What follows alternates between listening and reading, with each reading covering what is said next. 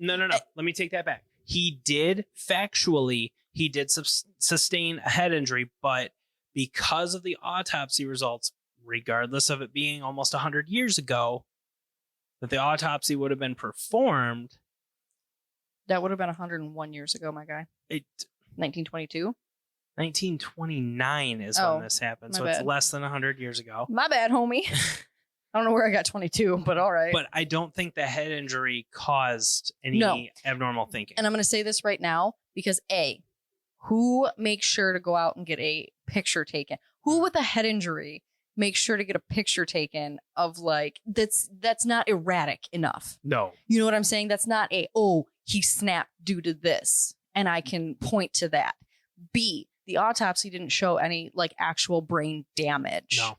C, he took the time to write what is essentially a suicide note to his parents. Yes. Mm-hmm. No. So yeah, they're 100% thinking like, and it's all here. Like I said, it's all hearsay. It's all at this point, like you can't really talk to anybody that was there, police officers or whatever, because they're all dead at this point. But it's all like stories at this point and coming from the family and like stuff that's been passed down through from generation to generation and different things like that and rumors and blah, blah, blah. But I have my own notions that option theory 2 is correct. Yeah, I think so too. I'm going to look something up because I was curious about this earlier and then I didn't have time. I got busy, didn't have time to look it up. You got busty? Okay. So here's one thing. So what I searched for was how often did incestuous relationships happen in the 1920s? Because I'm curious if it was like a common thing, right, that would happen. The topic incest on Wikipedia says its prevalence is difficult to generalize, but research has estimated 10 to 15% of the general population as having at least one such sexual contact, with less than 2% involving intercourse or attempted intercourse. Among women, research has yielded estimates as high as 20%. In what time frame, though? I don't know. I think it's overall. All time. So the whole of human history. No, I'm just kidding. The question that popped up, it was under people also ask, how common is incest in history? So the answer under this from facts.org, FAQS, although almost every state outlawed incest, sexual acts between parent and child outside of intercourse fell under less stringent legal statutes. Historians have argued that cultural practices may have facilitated sexual abuse in the home. That does still kind of strenuously support your argument. Yeah. I don't even want to say culturally. I want to say socially, it would have been something that was relatively easy to get away with, in that it speaking out against an abuser is a much more recent, I don't want to call it a trend, but you know what I'm saying? Like acceptable thing to do, which it should always be acceptable and encouraged, honestly. But like, think about it. Scandal. You know what I'm saying? Yeah. Okay, so this article from horrorobsessive.com kind of supports the fact that the portrait that was taken was really uncommon for a family of their status. It's class. Yeah. So Charlie, it says,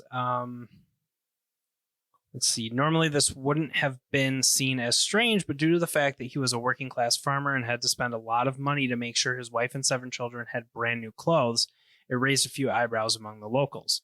Charlie wasn't from an affluent background. His parents had been sharecroppers, a practice whereby they rented a small patch of land and in return gave a portion of their yield over each year to the landowner, and this was not a practice you could use to get wealthy.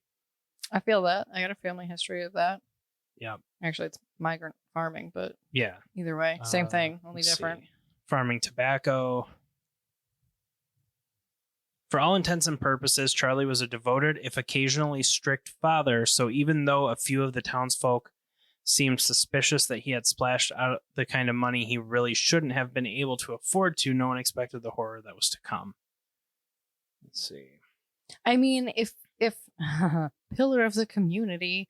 they're not really saying that. No, I'm just the idea of like, even though he's not this fucking great, oh my God, you can always go to him. You know what I'm saying? Like, he's always involved in stuff. But even if people are saying like, oh, he could be strict. So could my dad. But like a devoted dad, I guess it wouldn't raise suspicion to me for him to be like, you know what, I want a portrait of my family. You know what I'm saying? Mm. In that he was devoted. Yeah. So. It does say, this article in particular says nobody knows why he snapped on Christmas morning and performed one of the most unspeakable acts a human being can. But as you can imagine, there's plenty of speculation surrounding just what drove him to slaughter all but one member of his family. And I'm sure like none of this information really came from Arthur either. Like he probably didn't talk about it openly. Fucking wouldn't. It's kind of embarrassing actually. Like especially with, it's embarrassing. I'd be embarrassed.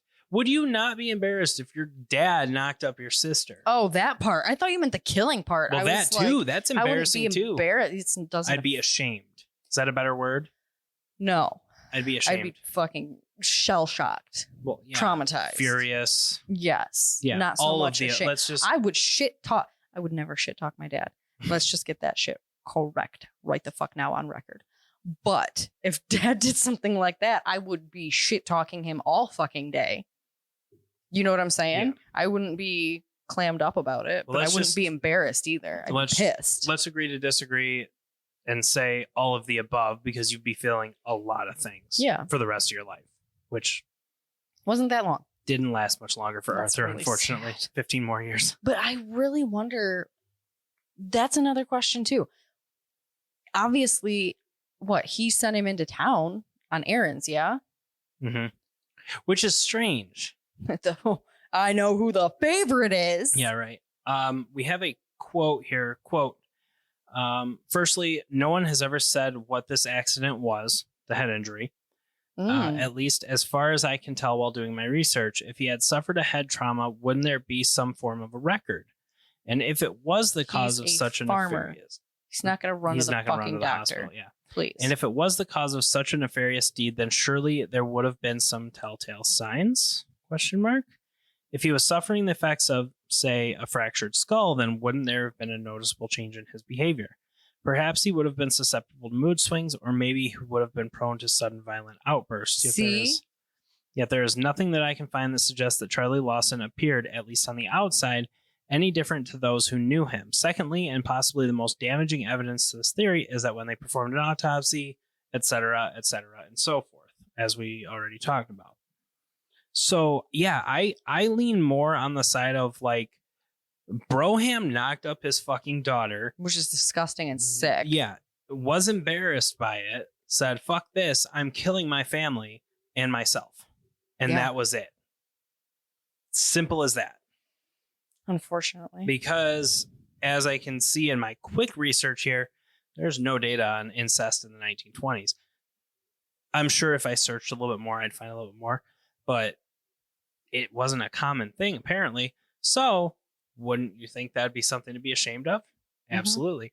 And the fact that if they don't have the means to send her away to a relative or something and make up some fucking fantastical story. Yeah. Yep. And they didn't. Because that was a quick fix all throughout history of conceiving a child out of wedlock is you make up some crazy story of, they went to do this, finishing school, whatever the fuck it may be for your socioeconomic class, and you just disappear them basically. Yeah. Yeah. Until they're fit enough to travel again, and then the baby goes to whoever the fuck, mm-hmm. and we carry on like nothing happened. Nothing happened. Yeah. Yep. Instead, he went the more extreme route and just said, I'm just going to kill my family. Because, and in my theory in my head is eventually the truth was going to come out. Oh. And eventually, thank you, Winston. The whole family was going to know, including all the kids. Mm-hmm. He didn't want the kids to know. Him and Fanny were covering it up. Which, shame on her. Shame on her. Absolutely. Yeah. She knew that he was fucking his daughter. That's disgusting. Mm-hmm. Yeah. So that is the Lawson family murders, Christmas mass murder, whatever you want to call it. That's that story. So it was short and sweet, but it is a good one. I feel so fucked up. I feel so fucked up every week that we talk about true crime and be like, that was a good story. But it's not that it's, oh, that's great. Yeah. Yay. It's the, wow, that took some turns. That is fascinating. Mhm. Wow. I didn't expect that. Didn't see that coming. Oh, in the first two that he killed were the only ones he stashed in the barn. The rest of them were laid out on the front lawn with their arms crossed and their heads propped up on rocks. See, that is not erratic behavior. No. That is not erratic behavior at all. It was well thought out. It was premeditated and as simple as that. I don't know if it was well thought out. Well, maybe not well It thought was out, but definitely thought out, though. he had a plan. Yeah. He knew what he was going to do. Mm-hmm. So, And anyway. the fact that I'm going to say, expressed remorse in that he didn't immediately kill himself. He went out into the woods and You go out and you think about what you did. Pretty much. Yeah. That. Yeah. So, Fucking dickbag. anyway, hope you guys enjoyed this week's true crime episode of Hauntings, Homicide, and Hearsay. We would greatly appreciate if you could take the 10 seconds to rate us on Apple Podcasts or Spotify, whatever you listen to, or whatever platform you listen to. Honestly, it just helps more people find the show. And if you could share Why'd you say it like that? I'm sure. I don't know. I just checked. And if you could share our episodes on Facebook, Instagram, Twitter, wherever you do social media, we would greatly appreciate that as well. So we will talk to you guys on Monday with another paranormal episode. Thanks for listening.